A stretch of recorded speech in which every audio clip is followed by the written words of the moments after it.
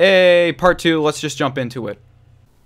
Anima ring will be used when the boss has 25 anima, and it creates a ring around the target, like the tank, which closes in on the player slowly. Touching one of the orbs will make it go away, but it will apply a debuff that increases damage taken from melee attacks by 200% for 15 seconds.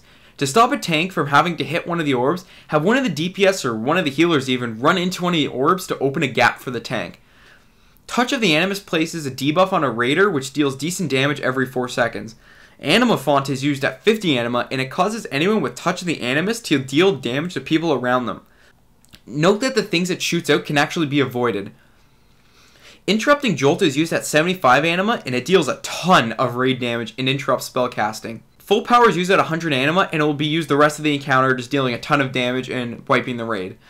So what you're going to want to do during this fight can actually be a little tricky, so I'll try and explain this as clearly as possible. There are a lot of ways of doing this fight. The first simple way, which I don't really recommend using, is to simply use the small adds to fill up the large golems and the large ones to fill up the massive ones.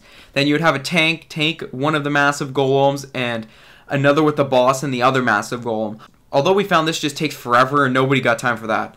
We recommend using this way instead. So the objective is to get as much anima as possible into as few adds as possible. So to start, everyone tanks 1 anima golem. Tanks will take 2. The tanks need to bring their 2 adds over the incapacitated large anima golem and get the anima to jump into it. You will need to have 2 DPS bring their golem to the 3rd critically damaged large golem and deposit the anima into that one. You do this of course by killing the adds, in case you forgot. Once this setup is done, have one of the tanks bring one of the smaller golems near the massive ones and activate it. The tanks should round up the rest of the adds and the massive ones while remembering that they need to swap at 5 stacks of explosive slam. Start killing all the other adds until the massive anima golem is topped up with anima. This is when you should activate the boss by killing one of the smaller adds closest to the boss. Then just have one tank on the massive golem and the other one on the boss, and have all the DPS wail away. Even though I pretty much just said it, let's just recap everyone's role. Tanks need to pick up 2 adds at the beginning and bring them to a large critically damaged anima golem. Once that is done, the tanks need to activate a massive golem and pick up all the adds, filling the massive one to full. They then need to activate the boss, having one tank on the boss and the other on the remaining adds or add. Healers need to not be casting when interrupting bolt goes off. Watch out for touch of the Animus, the raider will be taking a lot of damage. Remember to dispel matter swap once it only has 5 seconds left.